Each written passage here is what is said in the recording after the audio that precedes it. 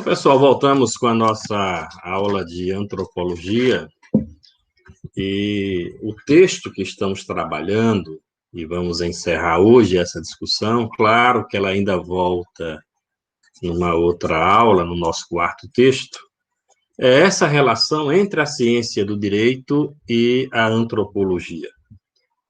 Alguns cursos, inclusive, de direito, trabalham com a disciplina antropologia jurídica, mas aqui nós temos a antropologia e, dentro dela, claro, trabalhando alguns aspectos desta relação da ciência antropológica com a ciência do direito. Nosso primeiro texto, relembrando, foi um texto que tratou especificamente da antropologia, e esse texto, essa segunda discussão, esse segundo texto, nos coloca à frente a essa relação da ciência antropológica com o direito. E o texto começa a fazer uma discussão sobre o próprio conceito de direito, dizendo para a gente que o conceito de direito é um conceito amplo, que não tem uma definição ou uma verdade sobre o que é o próprio direito. E acho que vocês lembram da aula passada, quando o texto apontava para dois tipos de definição. Uma definição restritiva, restrita, naquela relação do direito com o Estado, com apenas a aplicação da lei. E uma definição ampla, que foi chamada aqui de genérica. Então, nós temos a definição de um direito que abrange mais do que a lei, mais do que a aplicação da lei, mais do que a compreensão da lei, e um direito que é restritivo ou se refere apenas à operação.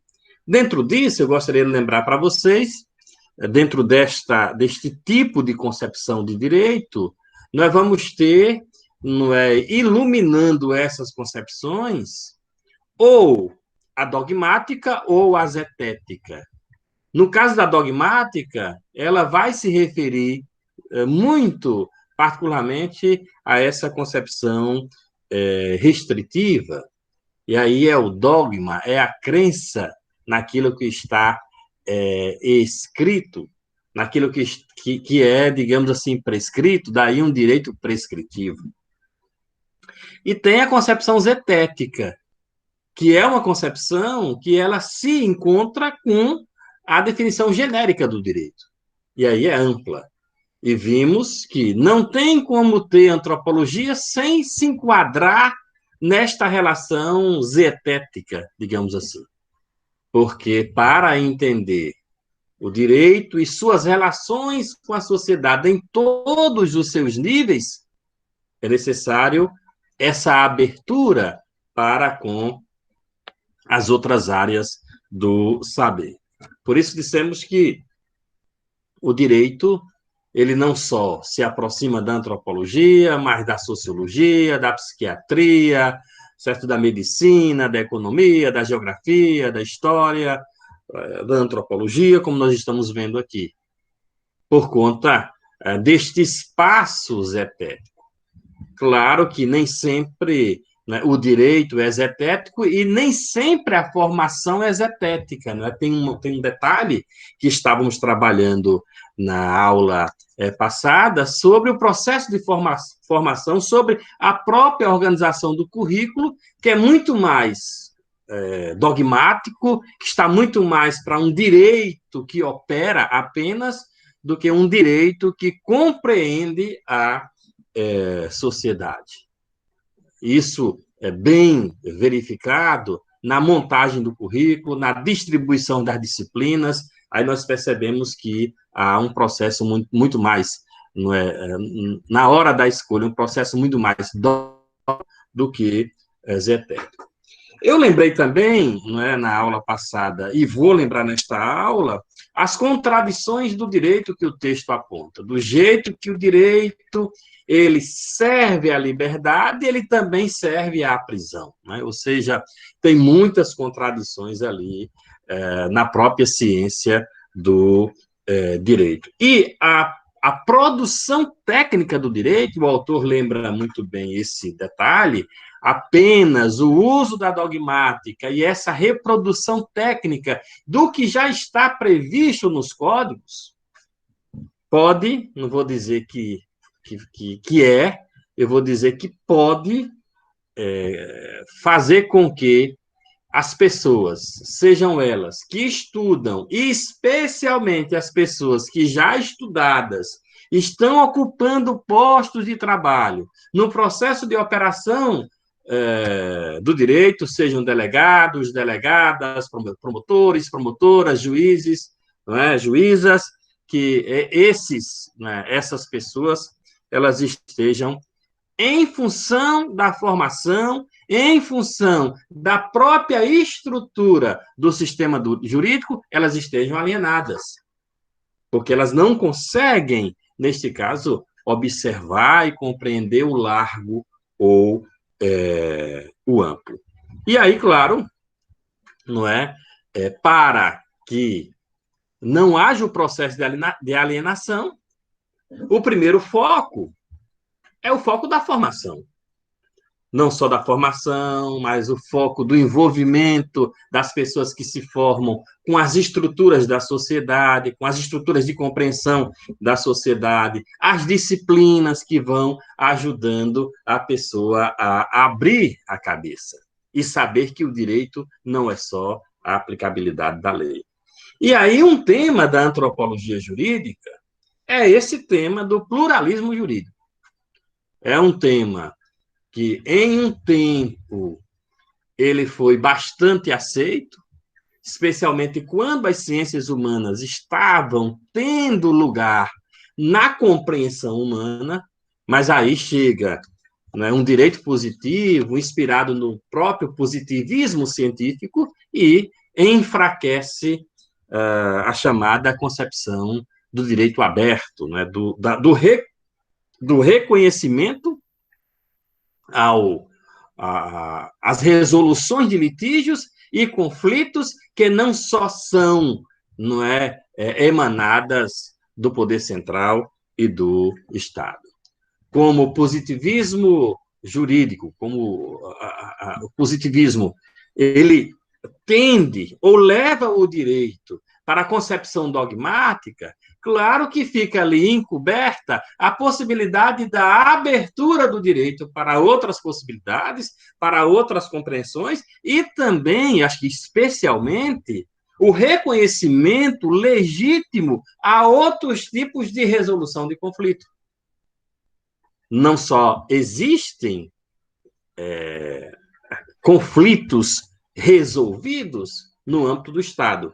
E aí, quando entra essa discussão do chamado pluralismo jurídico, que nós vamos tratar na aula hoje, que não será uma aula tão grande, mas eu tenho um vídeo que é um pouco maior do que aquele vídeo que vimos na semana passada, até para completar essa compreensão do pluralismo jurídico, que tem sido já experimentado por várias sociedades, o passeio que eu fiz buscando mais informações sobre pluralismo jurídico. Há uma discussão muito maior nos países aqui bem próximos, há uma discussão muito grande na Europa do pluralismo jurídico. Aqui, a Argentina, o Chile, o Peru, o Equador, são países a Colômbia também, são países que discutem bastante o pluralismo jurídico e que implementam e que reconhecem na prática essas atividades de comunidades que terminam resolvendo os seus conflitos. Portanto, vamos falar desse pluralismo jurídico. Retomando um pouco o que já também iniciamos na aula passada. Então, o pluralismo jurídico pressupõe a existência de mais de um direito, ou de mais de uma ordem normativa no espaço geográfico. Pode ser que, de repente, a gente tenha um susto quando há essa afirmativa, porque, em tese, fomos formados e somos educados, e vocês especialmente vão ser educados para conceber apenas um modo operandi, ou seja, um modo de fazer o direito. No início do século XX, com o avanço das teses do positivismo jurídico, o pluralismo jurídico perdeu força e ficou praticamente esquecido. Na segunda metade do século XX, aí, em alguns países, essas experiências começam a aflorar. E o pluralismo jurídico, ele retorna com todo o vigor e passa a ser, né, como nós estamos vendo aqui agora, um assunto, um tema da antropologia do direito ou da antropologia jurídica. Como vai dizer aqui o autor, quem sabe um dos principais temas dessa disciplina, que é o tema desse pluralismo, dessa possibilidade, não é, da resolução dos conflitos em espaços que não sejam estatais. Um dos autores que trabalha bem isso, que é vivo ainda, eu disse para vocês na aula passada que nós conhecemos esse autor, quem fez filosofia comigo lê um texto desse autor, ele tem um site com vários textos, ele vem ao Brasil 2 vezes ao ano, ele tem pesquisas aqui no Brasil, é um filósofo, sociólogo, um pensador de primeira hora, não é? O Boaventura de Souza Santos. Ele vai dizer, né, que o pluralismo jurídico tem lugar sempre que as contradições se condensam na criação dos espaços sociais. Ele vai dizer que não é quando o Estado vai se distanciando das comunidades, que não vai resolvendo os problemas da comunidade, e a comunidade ela vai necessitando ter essa autonomia e vai resolvendo os seus problemas, aí vai aparecendo aí esse fenômeno chamado pluralismo jurídico. Então, as comunidades populares, especialmente, mais ou menos, como diz o slide, segregados, no seio dos quais se geram litígios, porque não tem como não ter conflitos, infelizmente, litígios ou disputas processadas com bases em recursos normativos e institucionais internos. Daí, se esses eventos acontecem, se essas coisas acontecem, claro que, na ausência do aparelho coercitivo do Estado, dos operadores dos litígios ou daqueles que são responsáveis para chegar a uma solução, a própria comunidade ela resolve interferir nesses processos. Esses espaços sociais, eles vão variar segundo o fator dominante na sua constituição. Pode ser litígio na área social, econômica, política e cultural. E digo para vocês, e vou repetir o que eu disse na aula passada, com esse mesmo slide, na composição social, claro, não é, trabalhando com essa perspectiva do pluralismo jurídico, na composição social, as classes mais abastadas não vão precisar criar esses espaços plurais. E por que elas não vão precisar? Elas têm acesso, elas têm facilidade, elas conseguem resolver os seus problemas. As classes mais abastadas têm suas bancas de advogados, né, que são que recebem os seus honorários para resolver os problemas da classe mais abastada. Mas os pobres, mesmo tendo no Brasil a chamada assistência jurídica, através da defensoria, nem sempre conseguem ter acesso. Imagine que nós não vamos ter, imagine não, né? Fato que a gente não tem lugares de resolução de problemas em todos os municípios, nos mais de 5 mil municípios aqui no Brasil. Então, nesses lugares, vão aparecendo essas alternativas de resolução.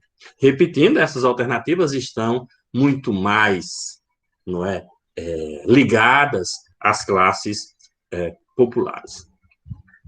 O Boaventura Souza Santos, ele tem um livro que ele vai falar disso, e tem um vídeo que eu vou deixar na plataforma Se vocês se interessarem para saber como não é esse trabalho do Boaventura aqui no Brasil, ele tem um livro e tem um trabalho de investigação que ele faz no Rio de Janeiro e que ele investiga as associações de moradores das favelas do Rio de Janeiro.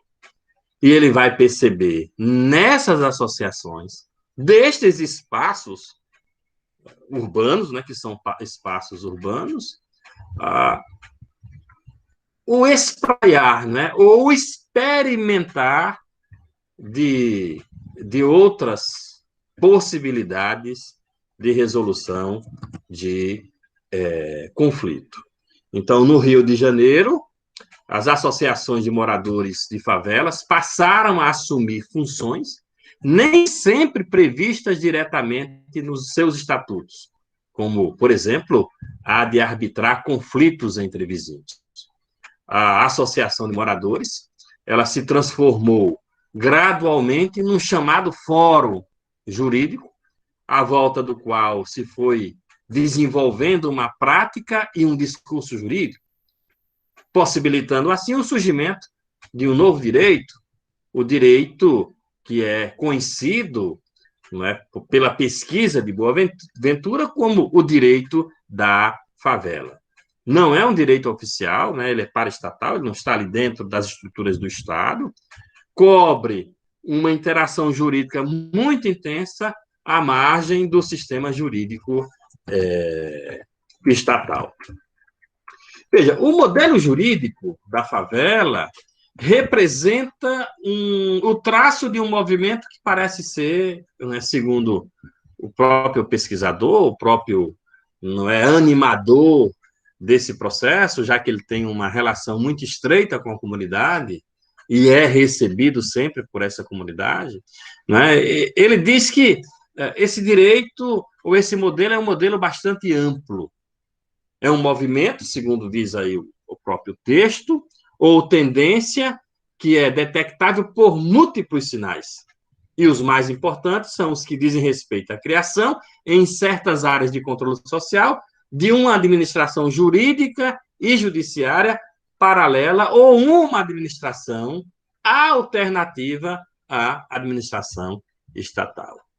Reconhecendo, claro, que isso é resultado seja da morosidade da própria administração estatal, seja a dificuldade de resolução imediata de problemas que precisam de solução hoje. Às vezes você precisa de uma solução hoje ou amanhã, e a gente sabe que, se for esperar pelo aparelho estatal, pelo controle, né, do litígio feito pelo Estado através das suas instituições judiciárias, essa solução, até que ela chega, não é? Mas quando ela chegar, já perdeu, como diz assim o ditado popular, não é? A graça. Então, a administração paralela, segundo Boaventura, recupera ou reativa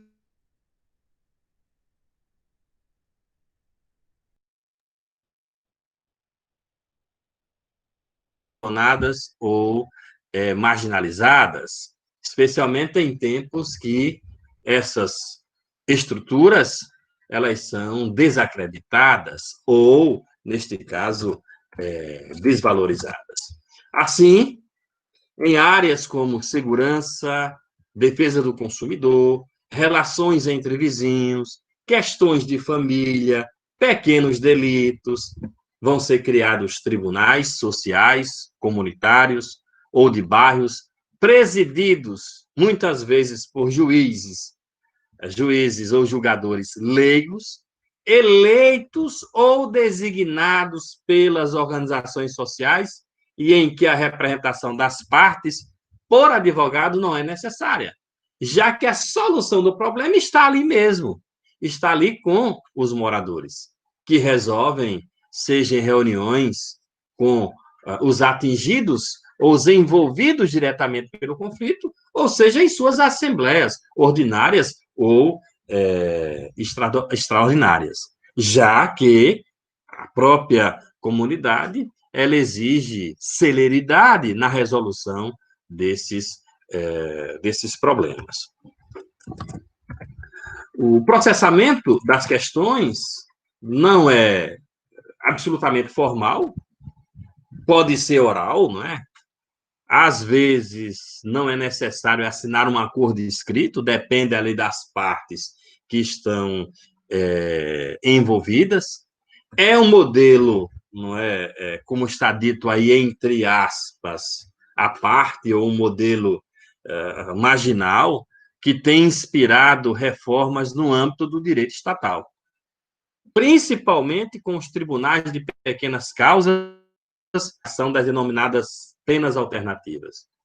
Ou seja, o modelo estatal termina, em tese, reconhecendo e valorizando essas práticas, que são práticas, como eu disse, muito mais céleres, muito mais rápidas, e traz para dentro do modelo estatal essas experiências.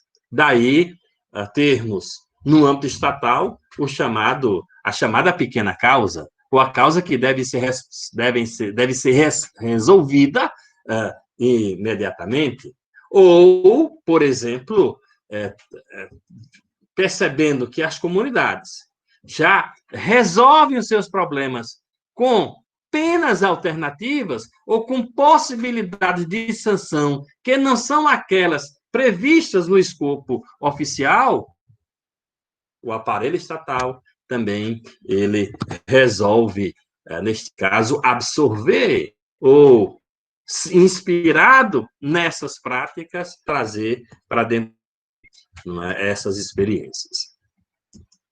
Claro que nós vamos ter duas justiças.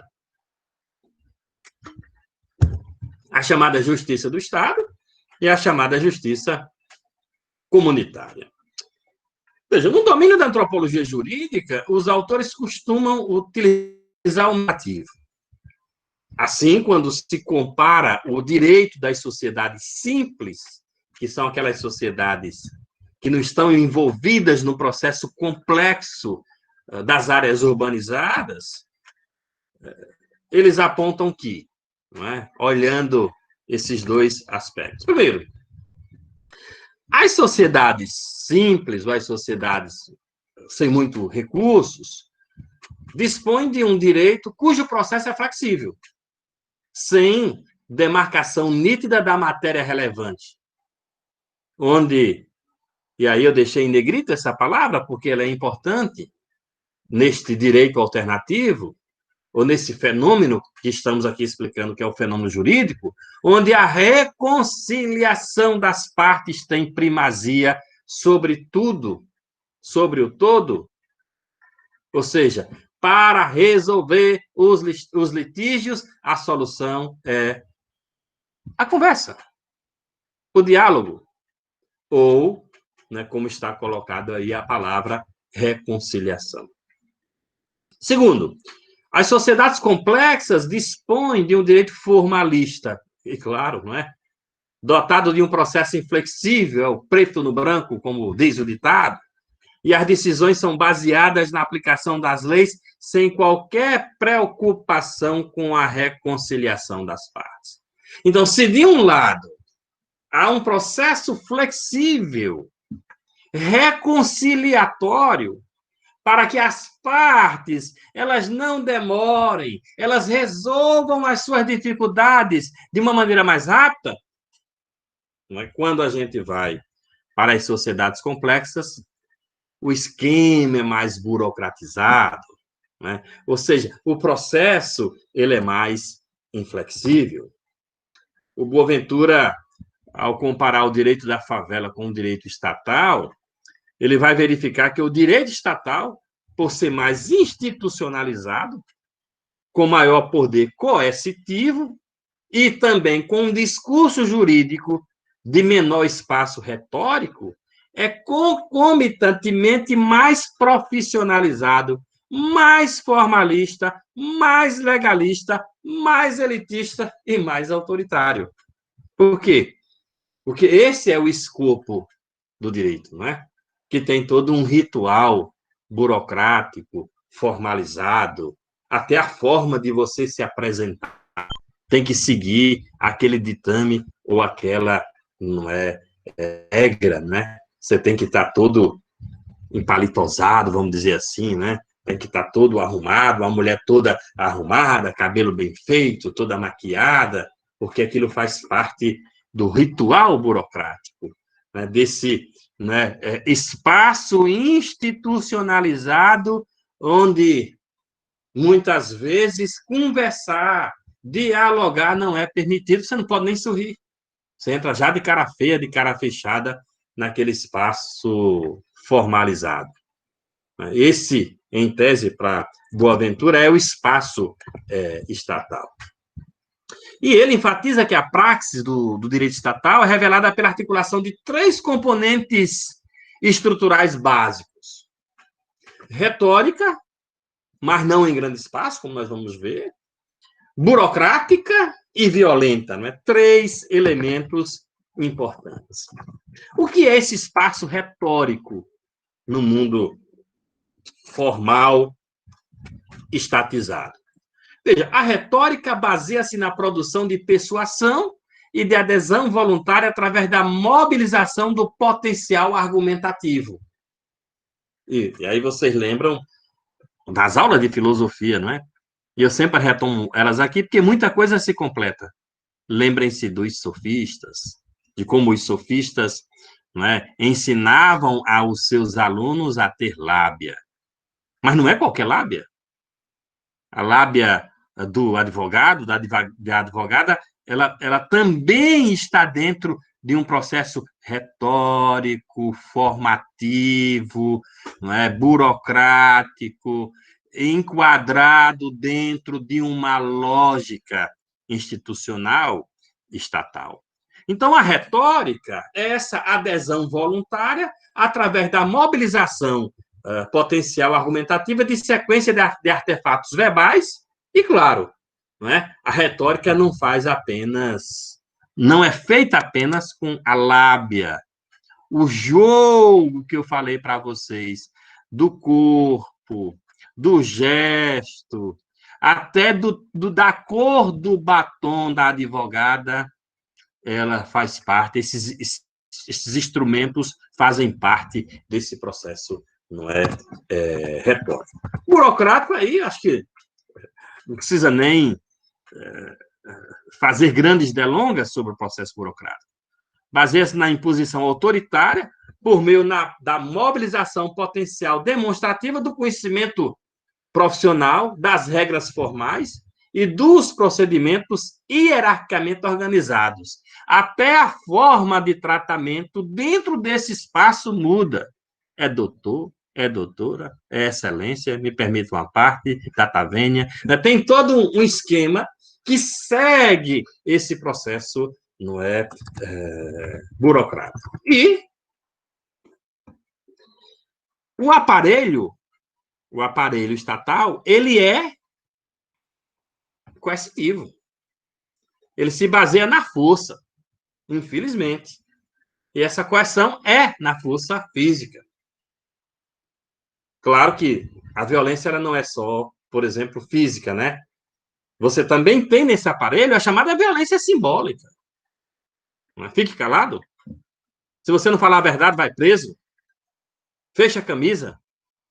Eu me lembro que uma vez eu estava numa audiência e uma testemunha da minha parte, né, veio, né, e infelizmente o senhor era um senhor simples da comunidade, não é? Ele veio com uma camisa com 2 botões abertos. E na hora que ele sentou com aqueles, que ele fez assim, que a camisa caiu um pouco mais para cá, o juiz deu um pito nele.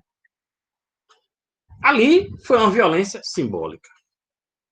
Não precisava tratar o senhor, né, que não tem essas formalidades com aquele tipo de palavra tão rude, que era, né, em outras palavras, a chamada violência simbólica.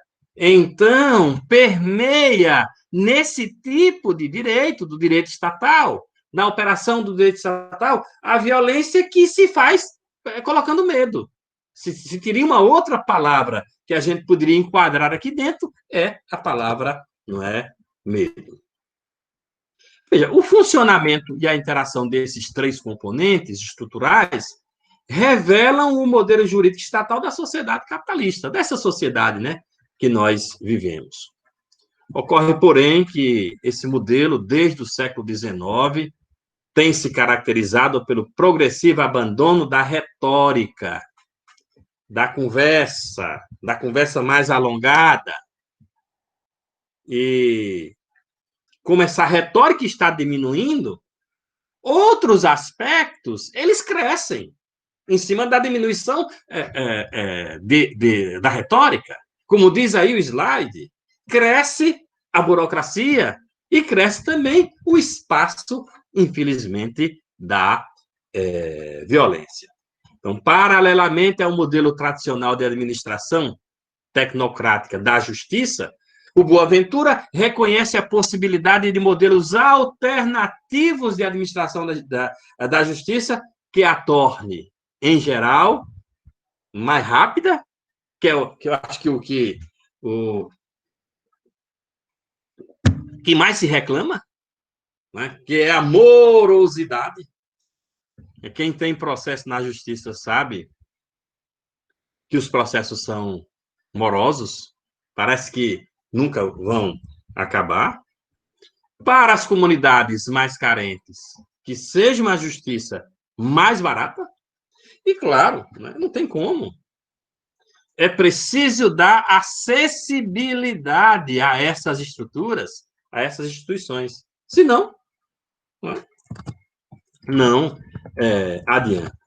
Nesse sentido, Boaventura cita a justiça comunitária, que pressupõe a mediação ou conciliação através de instâncias e instituições que sejam descentralizadas, que sejam não tão formais, aí o autor utiliza a palavra informal, e que possam substituir ou complementar, e aí não só substituir, porque nós não vamos apagar da história, retirar da nossa sociedade o modelo estatal, mas esse modelo alternativo pode ser um complemento do modelo tradicional ou desse modelo estatal.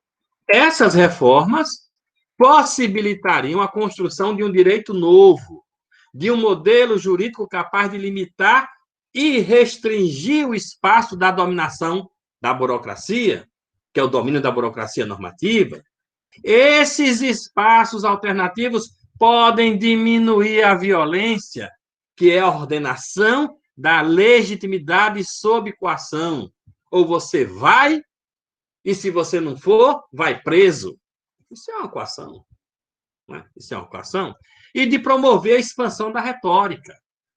Como promover essa expansão da retórica?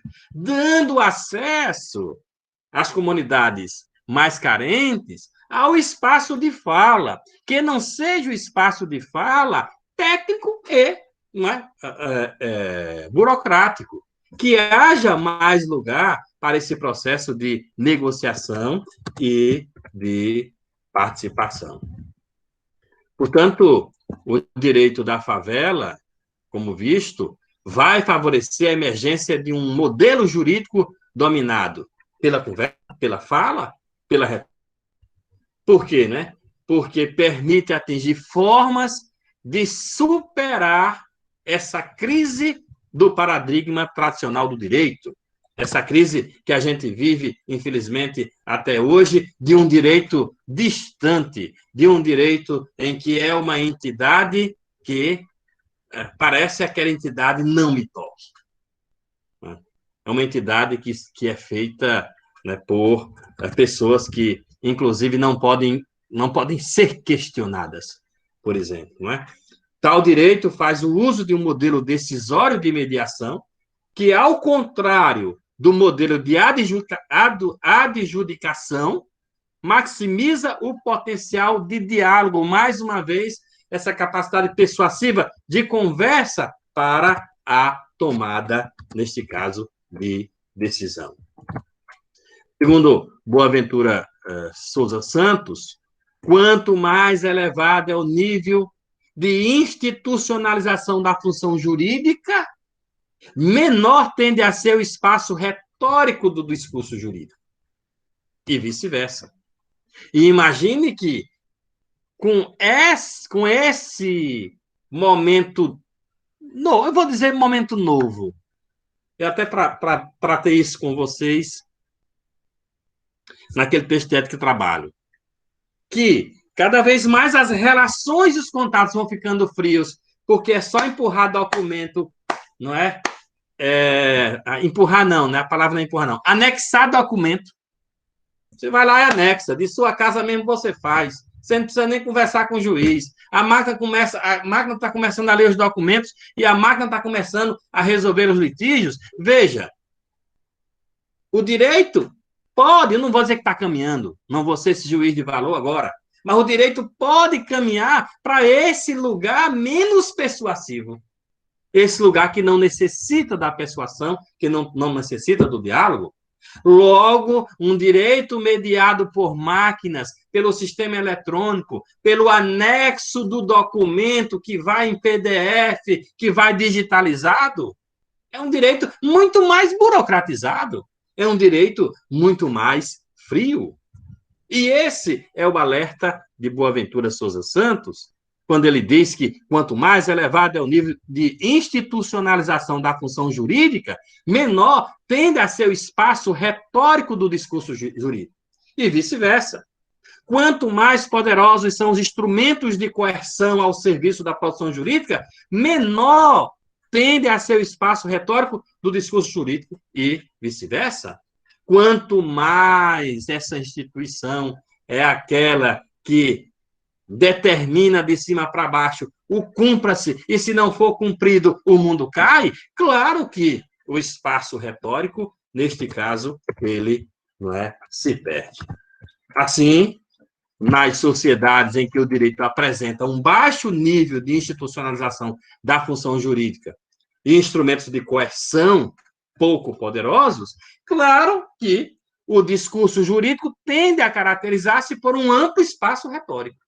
Então, perceba, né, no modelo comparativo, e a gente está dentro desse tópico da comparação entre o modelo estatal e o modelo alternativo, o modelo comunitário, o modelo comunitário jurídico, né, desse direito alternativo, ou desse pluralismo jurídico, permite um espaço maior de diálogo, permite um espaço menor burocrático, permite um espaço menor de coerção ou de violência. Porque, em tese, neste lugar, que é o direito alternativo, nós teríamos um espaço maior para o diálogo. Para completar essa minha fala, eu gostaria que vocês acessassem este vídeo.